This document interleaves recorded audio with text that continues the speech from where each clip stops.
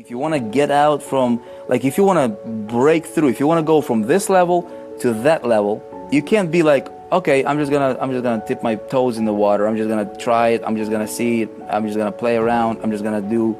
That's typical. That's average, man. What's the journey, man? What's the journey? How can you replicate it? How can you apply some of those principles and ideas? The number one thing that I can sincerely say that absolutely changed everything, I worked on myself first, period. So here's the formula. Learn something new, and then do it and implement it. Against all odds, right? Against, everything, they persevered. I didn't have to be that smart guy that's gonna go out and create all this tech stuff. I had found all of these other hidden loopholes within the eBay system, like alternative ways to make money on eBay. And they did it in this industry. They did it in online marketing. Hey everybody, Vic Strizius here, and welcome to The Journey. I'm with the one and only Forbes Riley on this one. All right. I want to wait. Welcome. And this is a special episode, you guys, because I am here in St. Pete, Florida, here at the Forbes Riley Studios. Beautiful place you got here, Forbes. Thank you. Amazing. Just decorations, everything. I'm very impressed. I love, and I would imagine that you're hard to impress. But you know what? I wouldn't expect anything different. Thank you. Because we'll get to your story here in just a minute. So what I wanted to do is I wanted to shoot a video, right? An episode here while with Forbes. And capture this on camera because, well, A, you're super busy. B, we don't have many opportunities like this to get together. And C, you have a wealth of knowledge that you can share with fellow entrepreneurs, fellow people, business owners, and people who are trying to build something on the internet. So I wanted to capture and hopefully get as many of the nuggets from you as possible. I know we can be here probably talking all day. Maybe we should do that. Maybe we should do a course on this. But let's see, let's see what we can do here. So, you guys, here's the agenda. What we do with the journey is very, very simple. We have one outcome here. That is, how does somebody go from beginning? How does somebody go with just being nobody in the space, just starting out, maybe insecure deep down, right? Not having the skills, not having the ability or the knowledge or anything to be successful, and then breaking through and become a mega success story. Right? An inspiration to millions of people. How do you do that? What's the secrets? What are the breakthroughs? And so, Forbes, I want to know a little bit about you.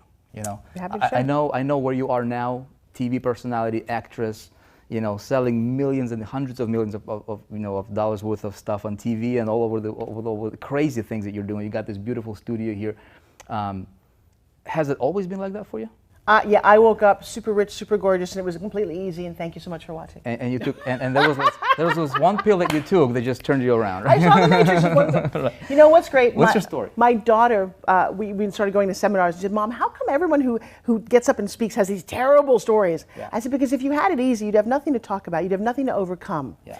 And so I have a couple of theories. One is that you're the sum of the obstacles you overcame. You're the sum of the obstacles that you overcame. So what happens is the bigger the issues, if you're still here and you choose to make that life doesn't happen to you, but it happens for you, you take all the horrible things that we've had, and apparently we've all had horrible things.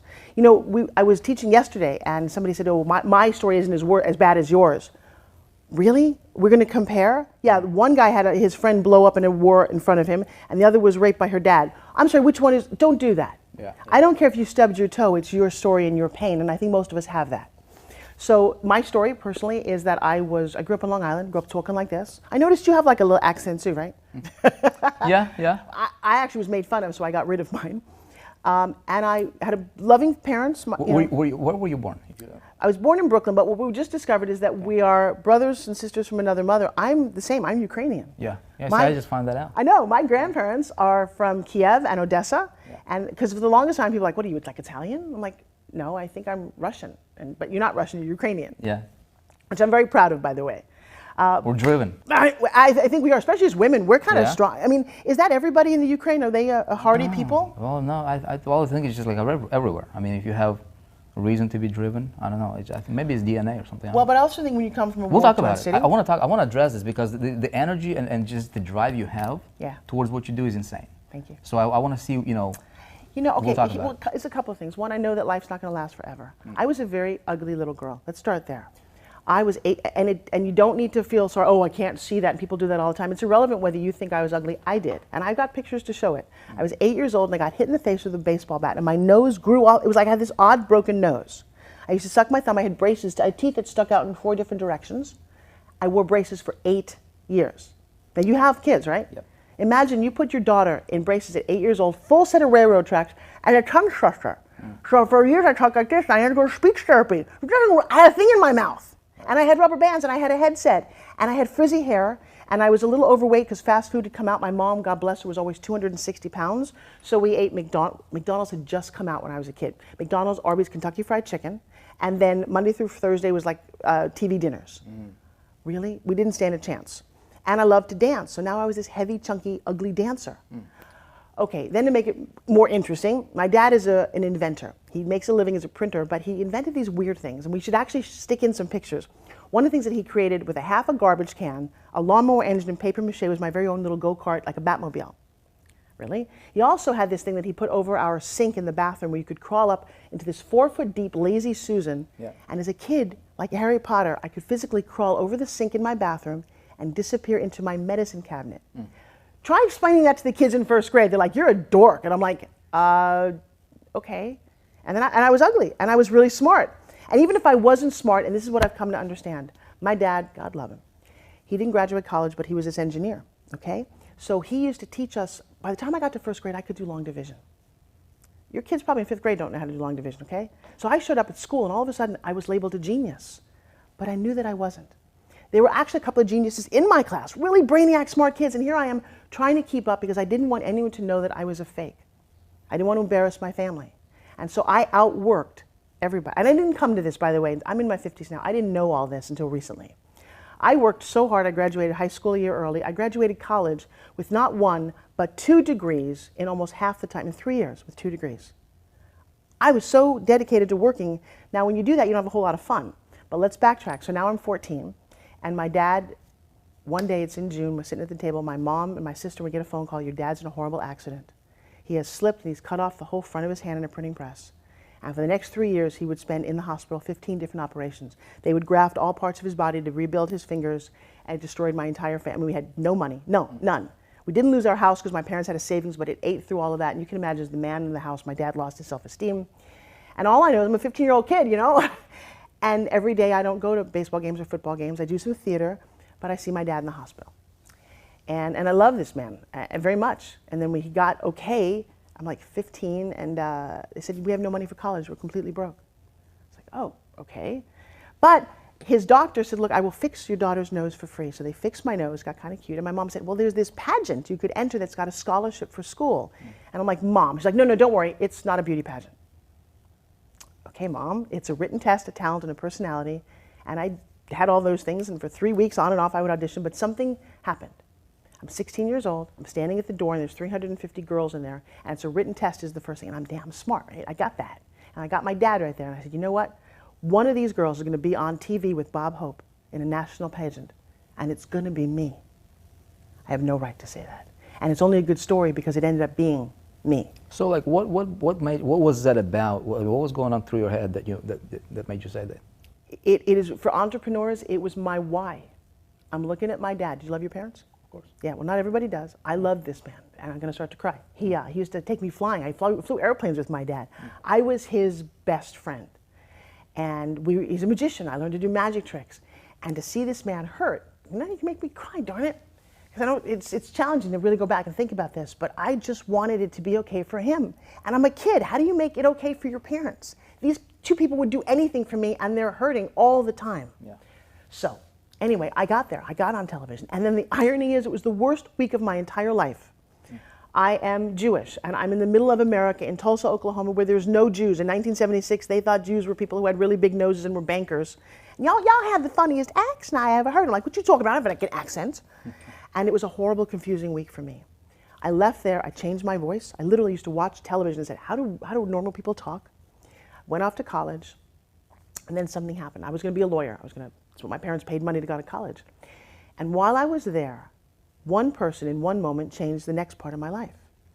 So I'd auditioned for plays. I always wanted, see, when I was little, there was no DVRs, and I didn't have a lot of friends, very, very awkward, ugly little girl. I spent all my time watching TV. Or movies, like all my time. Like, I can tell you every trivia thing from F Troop, Man from U.N.C.L.E., I Dream of Jeannie, Brady Bunch. No one ever heard of me.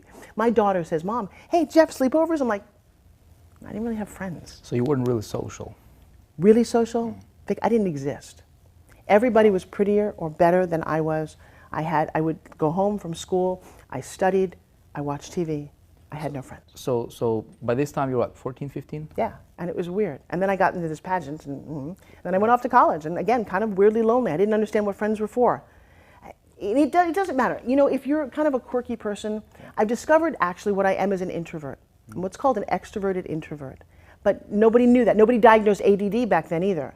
So I just took my little, it was uncomfortable around people. I didn't want to just chit-chat about stuff. And then all the girls were like, oh, look at the boys. And it's like, why are you wasting time with that? I was like a marketer. And I look at my daughter, by the way, who's now this entrepreneur. She's written a book. She's on stage. She's 14. Nobody had an outlet for me when I was 14 to do that. She's really weird compared to all the other kids. She's making money. She's having fun. She's hanging out with adults. That was me, but trust me, it was not attractive 40 years ago. So anyway, I got to college, and I'd always auditioned for plays. In my heart, I was like, wouldn't it be fun to disappear and become somebody beautiful, like an Audrey Hepburn or a Katharine Hepburn? And so I'd auditioned, and I always got, you ever been to play in school? Yeah. So they had like a call sheet. I was always at the very bottom where it said townsperson number 3. I never had a name. I was always the extra. And senior year, I auditioned for Shakespeare. The biggest female role that he had was Rosalind. And I auditioned, and I'm looking for the name townsperson number 3. And I didn't get anything. I'm like, I didn't even make like a townsperson? Then I get to the very top, and there's my name at the lead role. And it was like, I actually called the professor, and I said, okay, help me understand this, because You thought it was a mistake? Not a mistake, but I don't want to do it. I can't even, I'm not that good. And why would you do this now? Blah, blah, blah, and all this is in my head. And you want to hear something crazy? I'm talking to David, Professor Richmond. I said, why did you choose me? And he said, you're one of the best communicators. You have more. He said all these amazing things. It's a little embarrassing. He went down a whole long list. And you want to know what was different about this experience? When he looked at me, Professor David Richmond was 100% legally blind. Oh, wow. He never saw any of the things that held me back. He didn't see my face or my hair or that I was 10 pounds overweight or anything. He only saw what was inside of me. And that was enough for me to say, I'm not going to be a lawyer. My parents were so upset.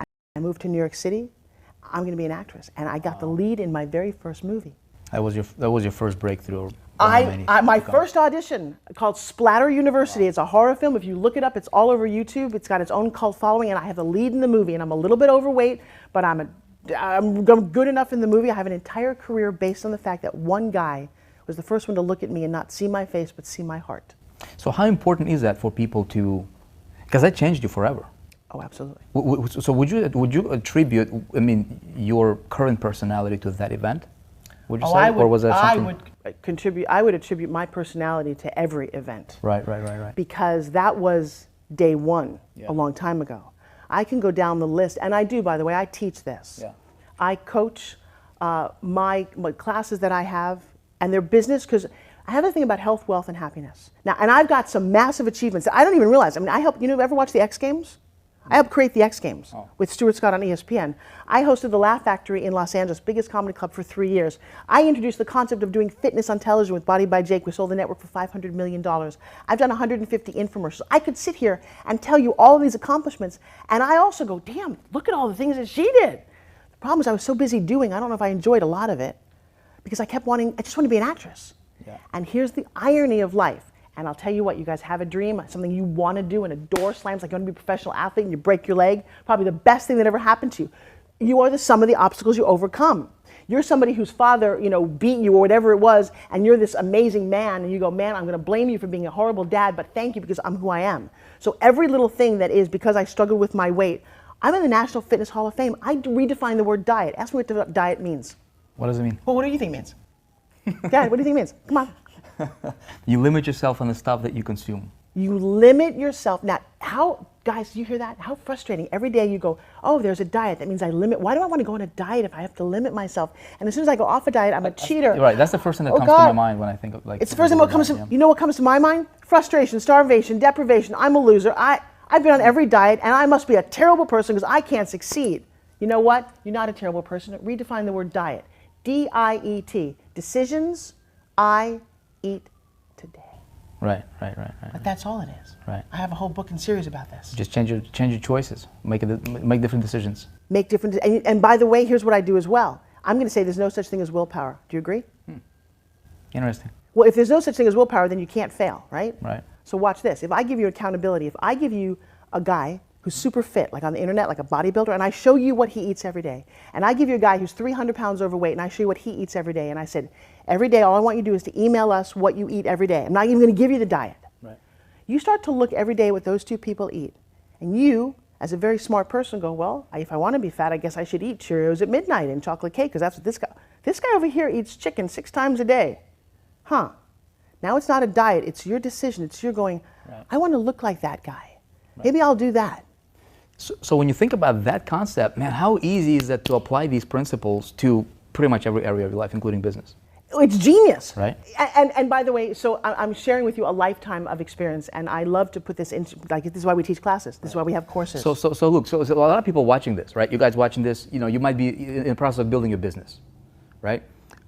I can't tell you how many people I see that are trying to build a business, right? But they cannot let go of like complaining. Simple thing is like complaining. Simple thing of like, you know, like confessing their problems, or like voicing their problems like anybody cares. Yeah. Right? Like as if it's something that's going to take them to the next level, right? And then they're like, how come I'm failing? And so they're just spinning in that circle. And you will. Which is crazy. Well, no, it's not crazy. And at some point, I'm gonna, if you guys don't mind, can I turn the tables and do a journey interview on you? Because I want to hear. I don't want to know how you're so positive and where you. And trust me, you're one of the exceptions. It's why you're who you are. Well, I want to know your stuff first. But most people will give you their limiting beliefs up front. Right. I can't do this. Exactly. Okay, so the first thing is, I studied hypnosis. I've studied NLP.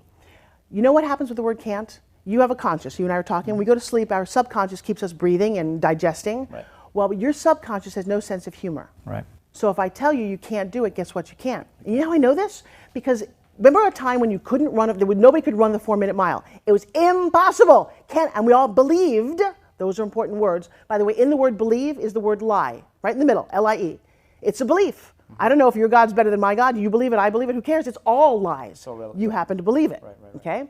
So one day, somebody broke the 4-minute mile, and in that week, 11 more people broke it. Right. What changed the world in physics? No, they believed they could do something different. So if somebody says to me they can't do it, I won't work with you. If that's your mentality, I can't be around you. So you can come through one of my workshops, you can come to one of my coachings.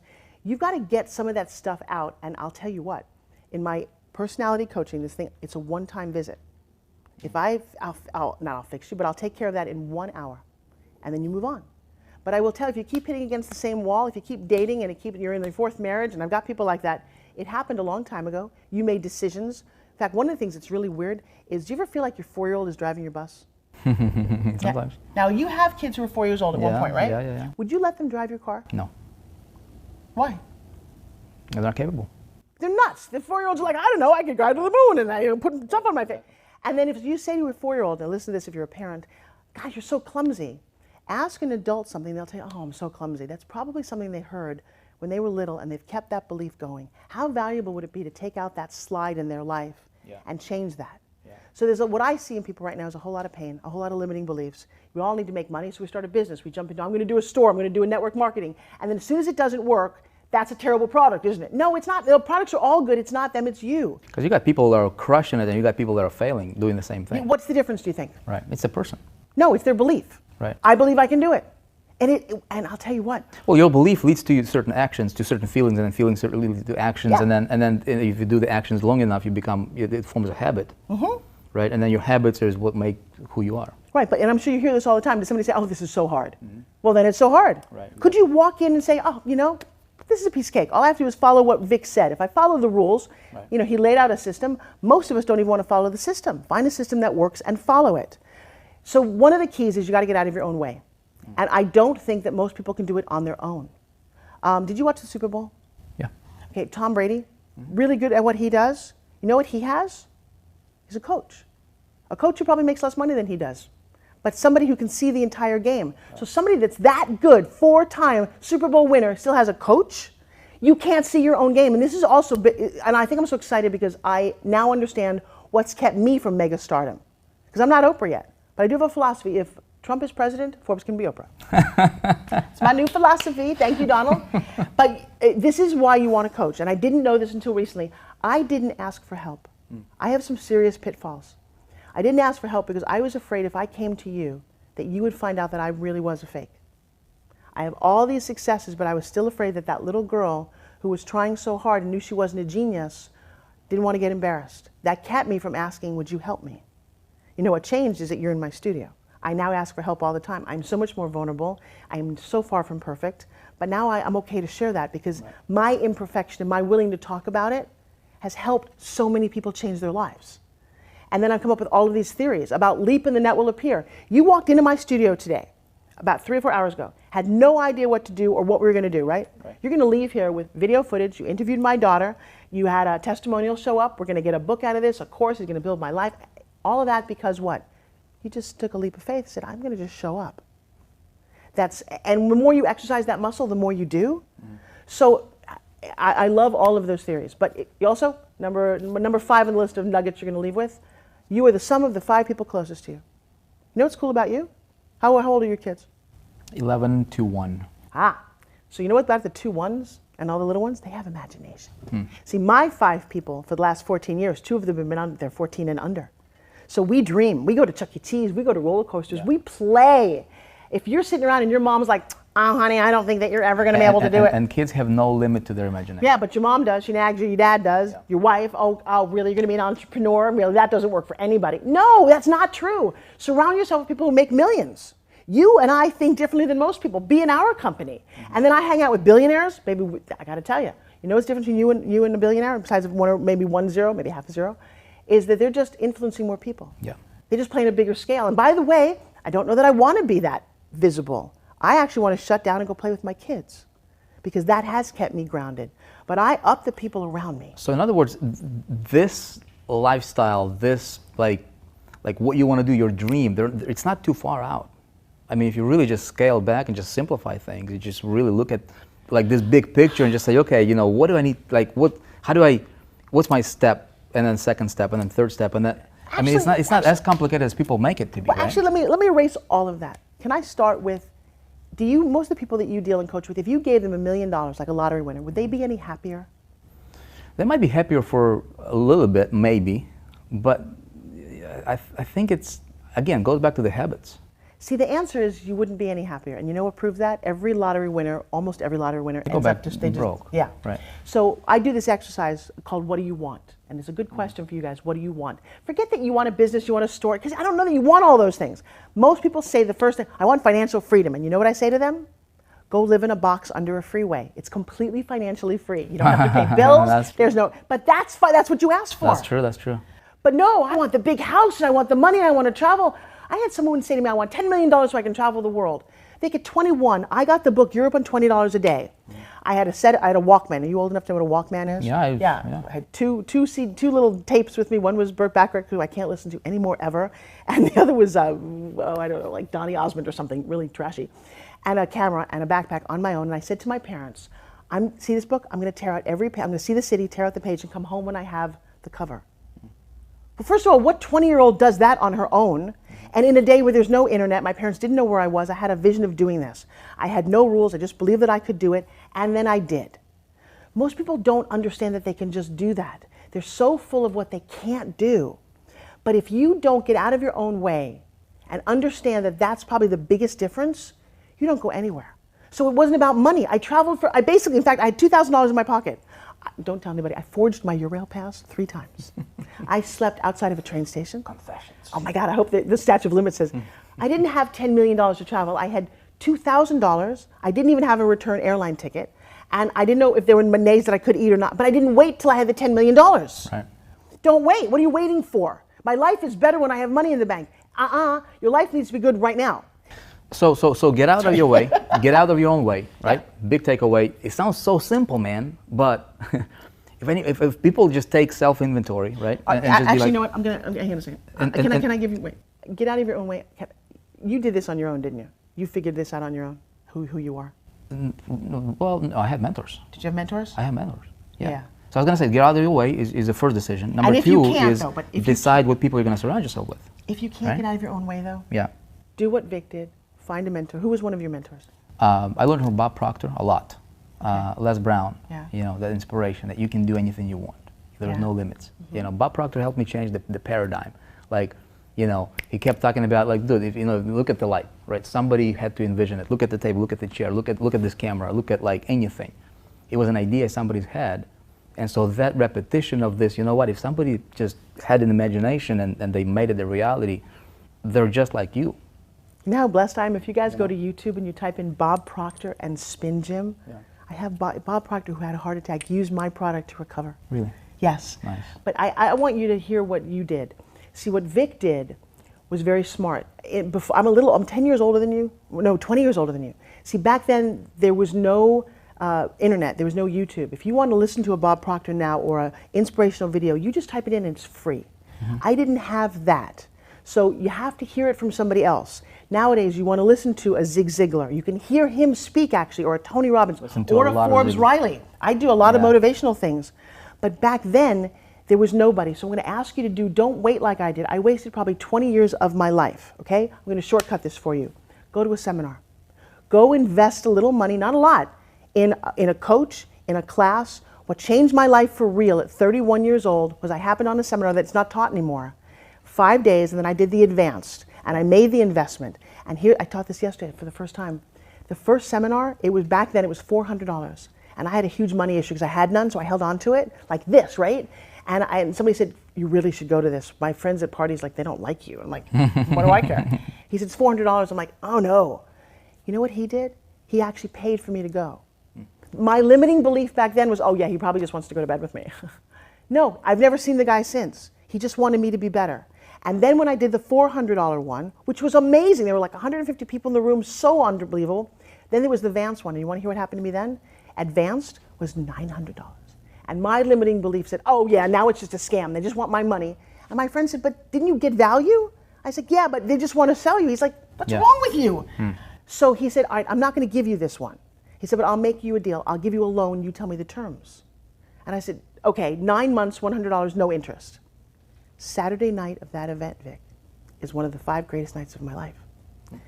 Getting married, having kids. Saturday night of that event, I was 31 years old. I will never forget the lessons that I learned that night. I will do that on a much more intimate videotape if you want, but changed my life forever. So if I hadn't chosen to invest in myself and take a risk and show up, I wouldn't be here. Right. Wow. Again, sounds so simple, but yet so many people are just like stumbling over this simple idea. So what do you tell them? Right. What do you tell people?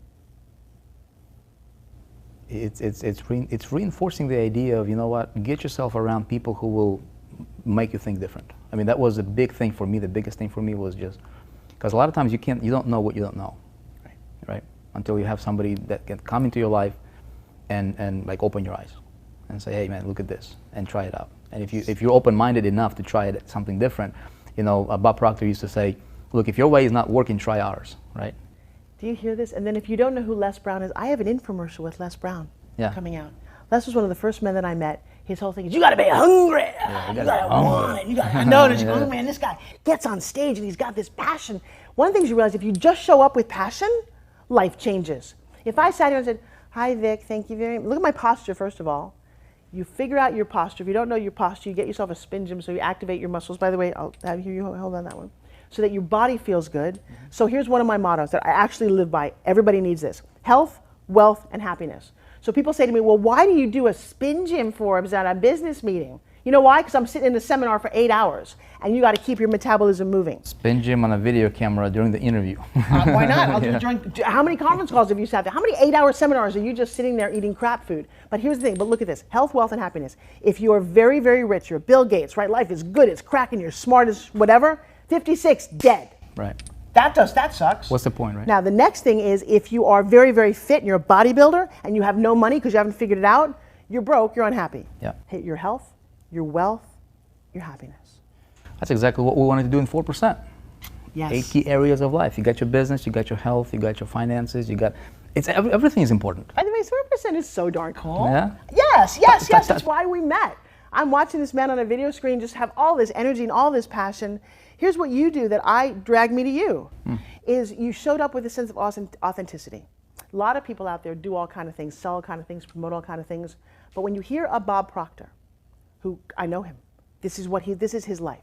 Yeah. When you hear a Les Brown, when I heard you, I heard that same honesty, that you found a way to help other people make money with this crazy thing called the internet, which is mildly confusing, but once you figure some of it out, you can make money online. So kudos to you. My daughter is in this world. She actually helped me sign up because she's younger, and sometimes younger people could do that internet thing good. And we promoted a person's product on ClickBank. The other night, she made $398 in her sleep at midnight. Her teacher's like, I have no idea how she did it. I said, 4% club. Nice. Yeah. So what you're doing is you're helping people who, because normally you'd have to go get a job or you have to have a degree. Now you just have to have a drive. Right. And the other thing I love that you do is putting the camera over your shoulder. I am so tired of people going, oh, it's easy. Nothing's easy. It's just not easy. And by the way, Tim Ferriss, love you. No such thing as a 4-hour work week. No, and there's no 4-hour body. There's no 4-hour. Well, I said, nothing. look at any like huge look at any company that is here today. The Apples, the Googles, the Forbes Riley. You know, I mean anything. I mean, 4%. I mean, and if you try to launch a product and work 4 hours a week, I mean, it's not possible. Are you up in the middle? But I will share something with you. I'm up in the middle of the night. I love this. Right. I am on fire. You want to do something in your life that keeps you up at night, that has you talking and hanging out with people and just exciting them to no end. In fact, McKenna, can you come here for a second? I know I'm going to just drag my daughter in. Something really unique happened. Impromptu. Yeah, come here for a second. I just want to say That's hi. how we roll. There's no script. There's no idea. Guys, no bullet here's the other points. thing. This is just. Don't miss being a mom or a dad. You have 6 kids, right? Yes. I will tell you, I was very preoccupied up to the age of 42 because I was so driven. I almost forgot to do this. She has a brother, and best thing I ever did. Then something happened. See, I wanted a kid who maybe was going to do theater and be a little dancer and be so cute in pageants. Guess what? What do you do for a living? Internet marketing. You do? She's an entrepreneur. You make money? Yes. And you wrote a book? In the process. Every company needs a kid? And how old are you? 14. Come in between us. That's 1-4. That's 1-4. Can I just ask you a question? Why do you do all this? What are you doing? What do you mean? Do you love, I mean, you're making money. Why, you know, at 14, you should be out just playing softball. Yeah. I don't know. I'm getting ready for the future and thinking one step ahead of everyone else. Like it's almost like playing is like on a secondary level, like on the, you know what I mean? Like business entrepreneur, like this kind of stuff is like senior to like playing around and just goofing around. Well, but think about this, because she's seen people suffer. She's seen her mom suffer. Money is a big issue. If you could make money at this age and set yourself up so you can go play and not have to suffer. Right. Also, the things I like to do cost money, so. Ah, there you go. Can I also say something? Do you have a personal why you do things? My personal why initially was my family. I wanted to give them the best that I could, you know. Currently, my personal why is when I go to an event and somebody says, hey, Vic, look me in the eye and say, hey, Vic, thank you, because of you and your stuff, my life changed. Yeah. That drives me. So I have a couple of personal whys. This one has a why. And I'm going to say the biggest thing, yes, you surround yourself and you should educate it. You got to have a reason for doing it. And it's got to be a positive reason for doing it. You can't do it because you hated somebody and you're doing it. Yeah. There's the deeper the why, the deeper the stake in the sand. Yeah. Why are you doing some of what you're doing in terms of money?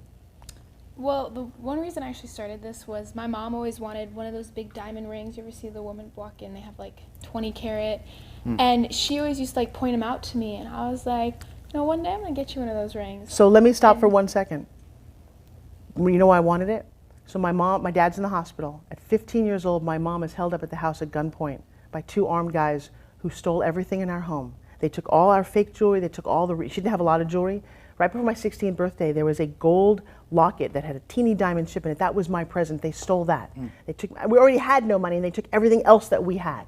My mom ended up having a fake engagement ring. And so even though I've made money, and I get nervous about jewelry because I get a feeling that it's going to go away. So I'd rather invest in her education, I'd rather invest in anything else, but it doesn't mean that I still don't want it. And I'm really sad that this happened, but we were on a cruise. And because it feels a little shallow, right? I don't have a lot of material things, that's not what I'm about. But my in-laws are well-to-do and don't think anything of it. My mother-in-law said, oh, I want that. And Grandpa said, oh, I'll take the ring and I'll take the 2 diamond earrings. And it was tens of thousands of dollars and good for them. And they still buy us, they treat us to nice things. But I'm looking at the ring that I never got that amazing diamond ring. I don't know what it means. And I would never pay for it. Vic, even if I had $100 million, I wouldn't buy it for myself because it would feel wrong. I know it sounds weird. Well, she witnessed me feeling bad. So I started this because I said I wanted to get her one of those rings. So it's not really about the thing, it's about the thing behind the thing. So she can't get herself to do that, and when she was little, she told me that story and that like broke my heart, and I was like, you know what, I'm going to do this for you. I was like, so people's awesome. wives, like, I'm going to buy my mother a house or like a car. Yeah. That's like... Wow. Congratulations. Wow. Still getting there. That's, Okay, well, go. You gotta get back to school. So, feels amazing, doesn't it? yeah, she is amazing. But I'll tell you what, amazing parenting also leads to amazing kids. Yeah. And patience and focus and the way you talk to your kids every day. Yeah. We'll do. You know what? I don't. Maybe can we do a series, you and I, on food? Because I have a whole theory on how I got my kids. I'm really emotional. Sorry, on how I got them to eat and understand sugar. And I'll give you just one little hint. I love this because I don't like to tell anybody no. You know what no means, by the way? What does no mean to you? Usually a no can lead to a yes. I just made it N-O, never-ending opportunity. Yeah. Come on, give me a no. You're the wrong person, you're the wrong, yeah. Right. So what I said to the kids when they were really little, they're twins, so I only had one opportunity to get it right. When kids are little, you know they get cut and it heals like overnight? Mm-hmm. And I said, guys, here's the deal. There's like little Bob the Builder's inside of you, because they know that is. And he's got a little light on. He's asleep all day. At night, turns the light on, and he's got a little cup. The only thing that makes him go around like a little Pac-Man is how old am I with a Pac-Man? Is you have to put water in the cup. Soda shuts him off. Juice, you just have to have water. So you gotta have a nice big cup of water to make sure he moves. And then he'll stitch you up in the morning and great. But if you feed him sugar, it's like the enemy. He's gonna die. Yeah. And then he goes away and guess what happens? One, you get cut, you don't heal, and you kind of get heavier and heavier. Yeah. Good visuals, right? I love this. I need this to be in a little whiteboard thing. So we're thinking pictures. Yeah, I'm very visual. But then Right. my daughter's looking at this woman who's really, she's like, Mom, all of her guys are sleeping. I'm like, oh, I'm so embarrassed. But I will tell you, they didn't want to eat sugar and candy, not because I said no, but because I gave them really positive. So I've always had these theories, and nowadays with videotapes. So you give them a context or a picture to work with. Yeah. Okay, one more, because your kids are really little. Yeah. Your wife's going to love me for this. You guys should love me for this. You know when you go down to a grocery store, you see all the candy? Yeah. I always heard kids whine, I want that. I didn't have kids to have them whine. So the kids are little, about 3 years old, and I said to them, guys, can you grab me an apple from over there? And McKenna's like, Mom, there's only candy here. And by then they knew that candy was sugar and not good. I said, well, there's no fruit at all. There's no good food. And McKenna's like, she looked at me and said, Mom, I think bad men put that there to trick us. Now watch this about reinforcement. Every time I would check out of the counter with them, I said, guys, yup, bad men put it there to trick us. Every single time.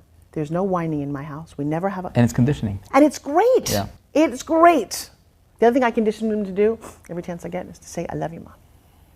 We always end every kind of conversation with, they used to kiss each other. Yeah. They used to say, I love you to each other, and they would kiss me. These guys are pretty tight, and you know why? Because we trained them to be. Right. Don't tell them that. Right. You can't train your wife. Add some extra nuggets on relationships with your kiddos. Let's talk about business. Okay. What are obviously we can be here for all day talking, right? But we're limited for time. What were your biggest breakthroughs in business that allowed you to go from, your first breakthrough, boom, I just made, my first 50K or whatever, and then your next leap, and then your next leap. What were those breakthroughs? Oh my gosh, we would be here for a while. One was doing infomercials. In the old days, just like the internet is now. In fact, Kevin Harrington from Shark Tank and I are writing a book because he kind of created the infomercial. I did one of the first ones, and I've done more than any other woman in the business. And back then, put something on TV, people, oh yeah, I'll just give you money. Yeah. And when you structured it the right way, if you can show a magical transformation, there's a spot, this product takes it out like that. And not only you want to buy one, you want to buy two, and you're going to pay shipping and handling, and you're going to buy and we could sell people literally $500 in one call. That was the old day of TV. By the way, how long ago were you on TV, or how long have you been on TV for? First time was 16, when I was in the Miss Teenage America pageant. But I've done like 15 different television series, 50 movies, 24 is a TV show. Yeah. You can go to YouTube and spend about 18,000 hours watching my stuff. That paints the picture. Yeah, no, it's great. It's kind of fun. Just Google my name and take a look, and it's been fun. I mean, everything from the X Games, things I wasn't even, that's another thing. This big thing, fake it till you make it. Yeah. I will take you through a journey, and I do this in my courses. I don't want to, either that or we're going to be here for 8 hours. But how did I, a girl who knows zero about sports, end up being the host with Stuart Scott of the original X Games? Well, that was my next question. That was actually a follow-up question I was going to ask you, because you just mentioned infomercials, and then crushing at the infomercials. What does it take for somebody to be able to connect with the viewership, right? That make them to buy. I mean, how do you? So that is a course What's the secret on there? 4% called How Forbes Riley Gets You to Connect with the I don't have time to do that. I will tell you. And there is a secret. Yeah. This is what I understand. I don't do windows. I don't cook very well. I can't sew at all. But I can look in that camera and I can make you take action. I'll give you one nugget. Yeah. Who are you talking to right now? A person. A single individual. Damn, you probably guessed wrong. You got it, and I knew that you knew it, and there's a couple of people in your world who get it, and those are the ones that are crushing it. Everyone always says to me, we're talking to the audience. Hey, I'm talking to the audience right here, and see, I'm not looking at you, and there's the audience. You never talk to the audience. There's always one person, there's one set of ears. And when I teach this, I teach it as though you're playing tennis. Because you're always trying to make points and close things. I don't sell, by the way, I call it pitching. You know what a pitch is?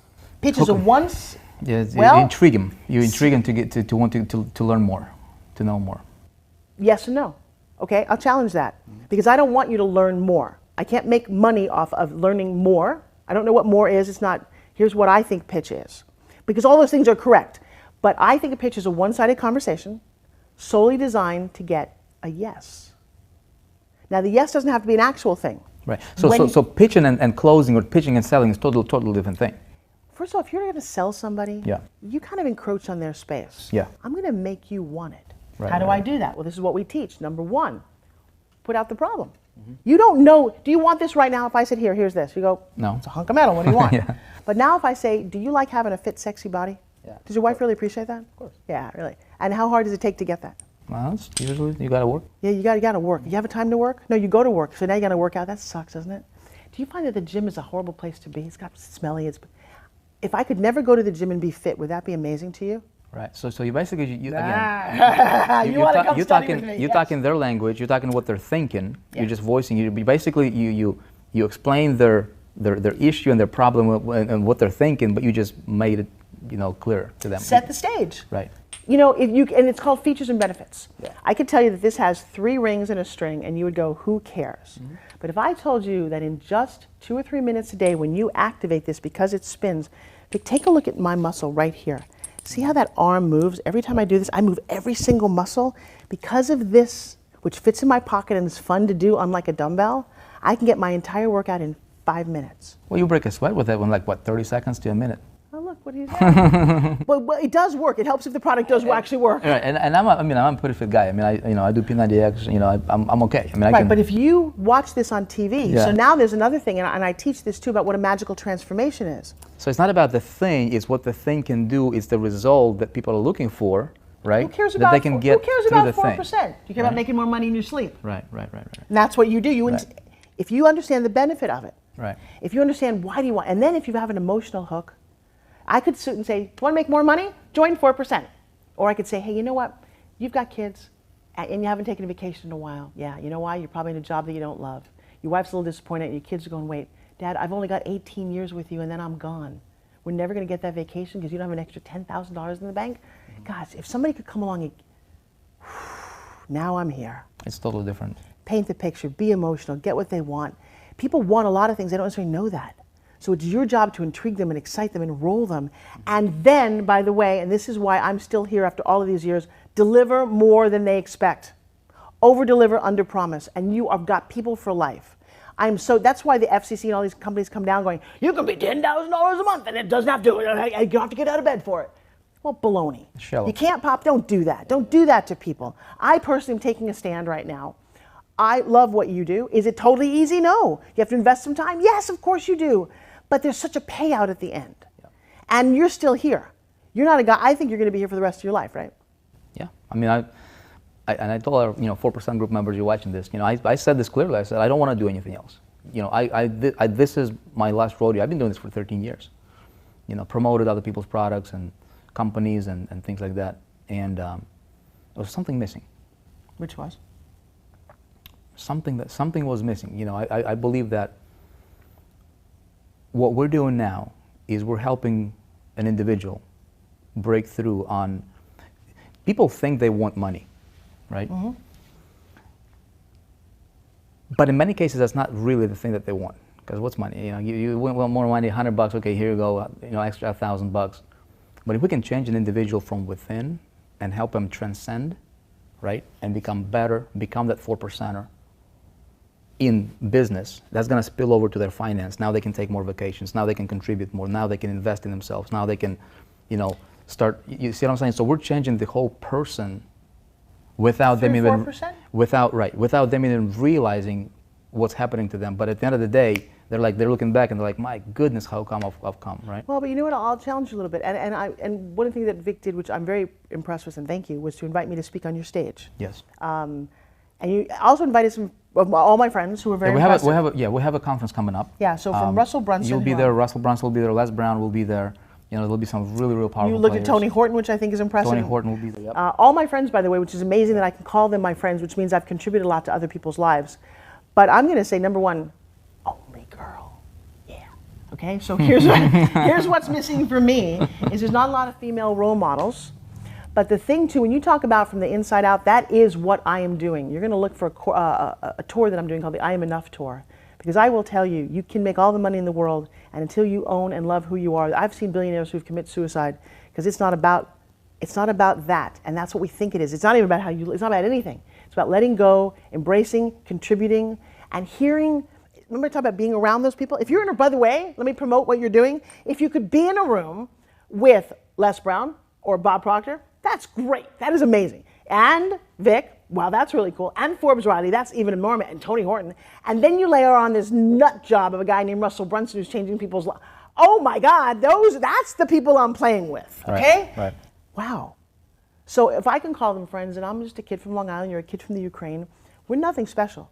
We just decided that we're going to do it. We took action, and when we couldn't do it, this is the biggest thing I'll leave you with. This is the thing that kills you. 3 words. I don't know. How do you do that? I don't know. Yeah. Really? You have a 1-year-old? Yeah. Does the 1-year-old come prepackaged to speak a foreign language and walk and play the piano and do the internet?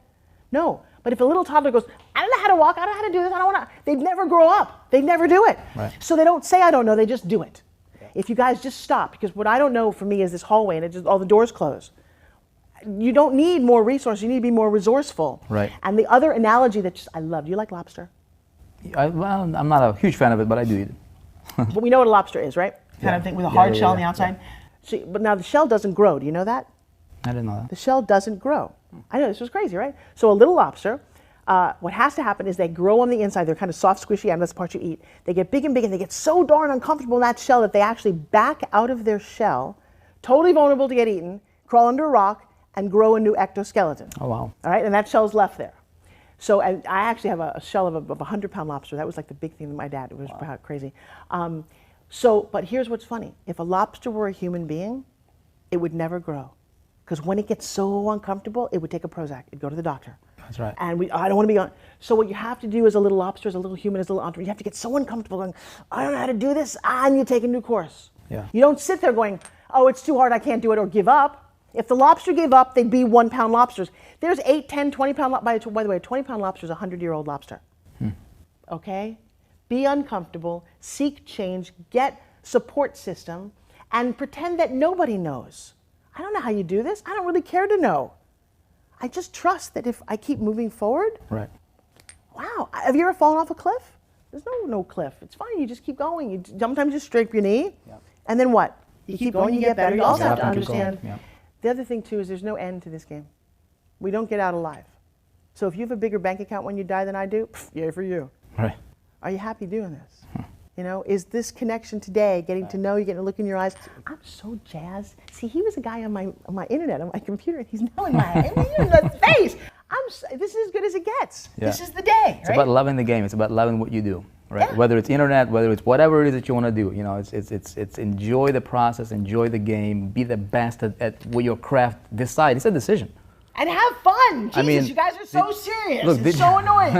Get up and go, I'm going to dance, I'm going to kind of wiggle, I'm going to dance. Just be nuts. I don't know. If you play by the rules, you're going to die by the rules, and you're boring. I think, don't you think a lot of people take the entrepreneurship way too seriously? That's why every company needs a kid. Right. A kid will put mud on their face. A kid will roll around and eat ice cream until they can throw up. That's what kids do. Yeah. By the way, that is why we have all the issues, because we're so rigid during the day that we go out and we do drugs, we do drink, we kind of explode on ourselves.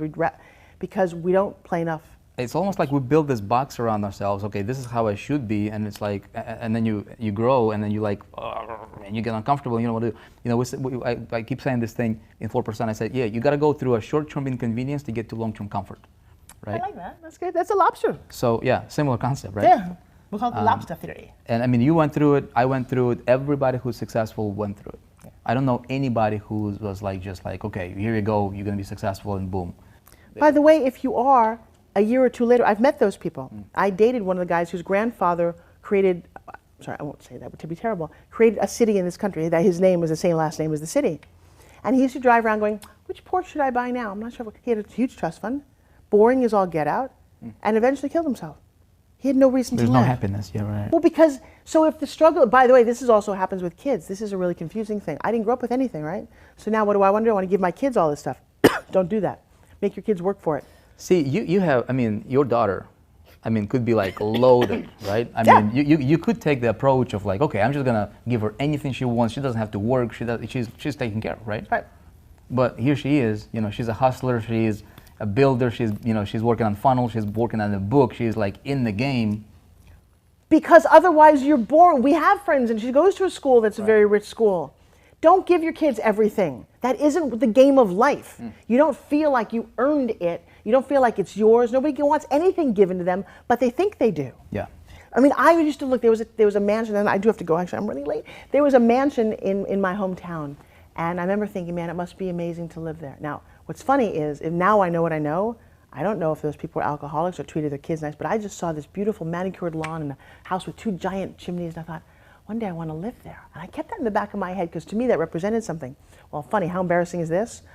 When I got to New York City, I became a social secretary, because I realized I didn't know things. Like my mom, we had like plastic on the couch in our house, and we, you know, it was kind of lower income.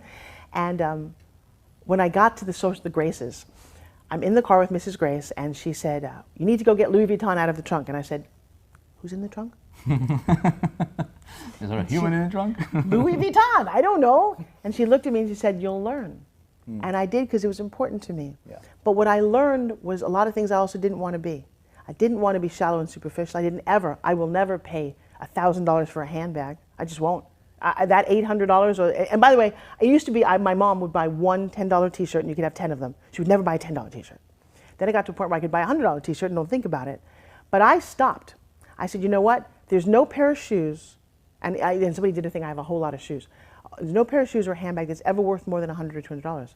I walked a whole group of people in like Neiman Marcus, and there was this sandal for $1,200, and I said, don't you ever, ever do that. That's interesting. You take that $1,000 or maybe $200 a night, and you give it to a kid. You give it to 10, you change some, but don't do that. That is stupid. You bought into some label, some bullshit.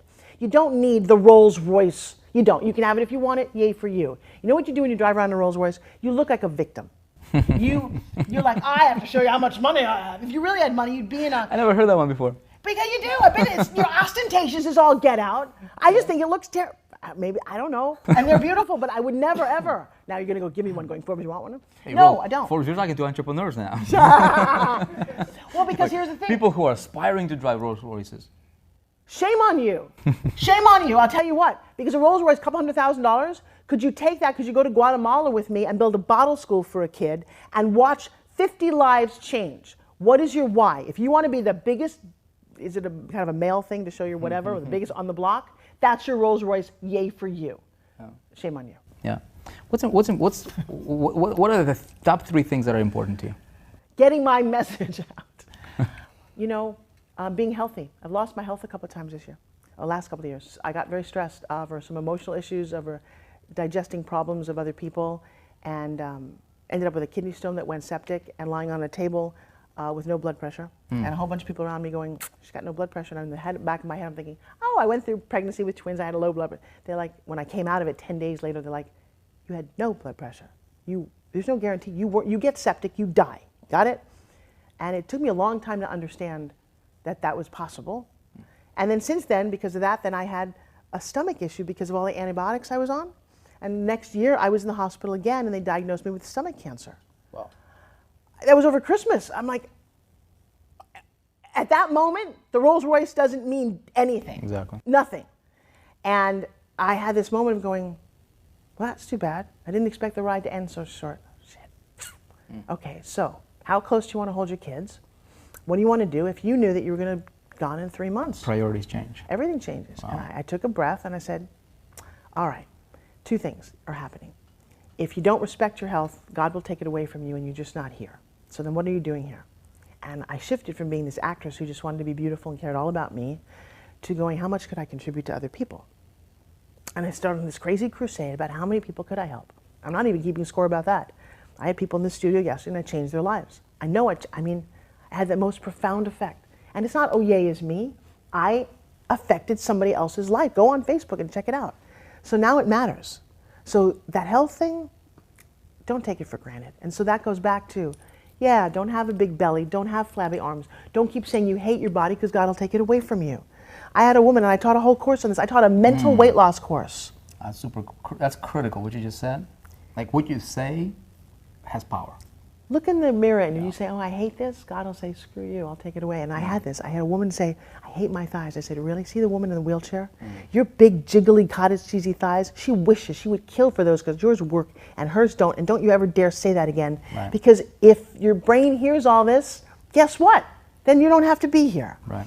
So while we're all stressing and this person's making more and that funnel is bigger in it, take a moment. Breathe. Go. Take your clothes off. I redefine the word sexy. Sexy is seeing excellence in yourself. Take your clothes off, look in the mirror and go, see that little stretch mark I have here? Yeah. That's my baby's. Right. It's not perfect. Screw it. It's my kids. And if I want it to be better, I could eat a little different or work out a little bit more or just say, I love you. I have women, they can't do that. They can't put their hand on their body and say, I love you. Well, then what are you doing with everything else that's going on? So, number one is, so it's your health. What was the question? How many was the top 3 things that are important to you. So that health, contribution. I heard contribution is important. Yeah, I'm going to put my kids on top of this. Yeah. By the way, I took a course, and it talked about your values. And I did this exercise prior to today. And you know what it was? It was fame. I wanted to make it. Health was number 11. Well, fame, you got it. It doesn't matter. It's what I wanted. Right. And when I looked at this on a piece of paper, I looked at it and thought, Forbes Riley, are you kidding me? Health is number 11. And I stopped. And I said, you have to flip that. There's no more fame. And then this person in this course taught me about values. Get this. So I put kids. Kids was number 2. But the problem with valuing kids is that moms work, parents who work, if you feel guilty, you're not with your kids right now, right? So there's some level of guilt, or maybe not, I don't know. Oh, there is. Well, but that's terrible. I mean, of course you want to be with your kiddos, you know. Well, but do you, or you'd be there. So at some point you're like, wait a second, how do I define that my kids love me? Check this out. Change the word in your value statement from and to or. Here's how you make yourself nuts as a mom especially. I'm a good mom if I wake up my kids and I make them lunch and I go to every baseball game and I talk to them and I tuck them in and guess what? You suck because you can't do it. Change and then you the beat word, yourself over it. But watch this. Right. Change the word to or. So I'm a good mom if I look at my kid's picture on the cell phone, or I call them, or I make them lunch, or I just think, if you do one, in my psyche, I'm a good mom. Right. And then I take that home and I don't, and I did a thing with McKenna. I know this is a 5-hour interview here, but she had me on the phone once. We got to rub this up. I know, I was in a seminar. I had a lot to say. I need to be on tour. And she said, she's like, Mom, I'm like, oh, I know, baby, I miss you. We did this whole little hour. I can't wait to see you that we were doing. And I stopped and I said, you know, stop it. She said to me, do you still love me? And I said, and I was going to do this whole guilt thing. And I said, McKenna, did the sun come up today? She's like, yeah. I said, good. Every morning that the sun comes up, you know that your mom loves you. Yeah. I'm not guilty anymore. So. Yeah. Let's just leave it as health, kids, and contribution. And number 4 is hanging out with Vic because he makes me want to talk. You're, we can literally be here for all day, Forbes, but I know we're limited for time. I appreciate your time. You know, you got great things going on over here. And you guys are watching this. There are some cool things coming to the 4% that will include Forbes Riley in it. So stay tuned for that. Aspiring entrepreneur, Forbes, this is the last question, okay? Somebody who is just like, my goodness, I so want to do it, but this is happening right here. I'm running into brick walls. What would you tell to that person who perhaps just got started, made the decision to become an entrepreneur today or yesterday? Come see us. We're going to be live. If you can't figure it out on your own, we're here for you. We're going to do an event, and I will tell you, don't expect that you can do it on your own. Don't beat yourself up. Watch all the videotapes, do all the things. This man is very smart. He keeps telling you to watch the whole tape. Watch the whole tape. And if it's still kind of confusing, come see us. Come surround yourself with a group of people, because I'll tell you who's going to be at this event that we're going to do, whenever this is, because we'll do events for the next 50 years. Or I don't know how long you're living. But in that room, there'll be somebody that you'll connect with. There'll be somebody that you can reach out to, that you can partner with, somebody who knows more. And I will tell you what, babies don't ride bicycles. I just made that up. I like that. Babies don't ride bicycles. They crawl. That's a quote to go to your good? Forbes Yeah. Riley quote book. I love that. They have to crawl. They have to fall down. Yeah. They have to scrape their knee. They have to look really, you ever see a baby? Then they start to walk. Then they run. Then eventually they ride the bicycle. Don't expect that you can. Enjoy the process, because there is no end to the journey. Love it. Forbes, appreciate you. I love you. Thank you so much. We'll see you guys on the next one. Is it 4%?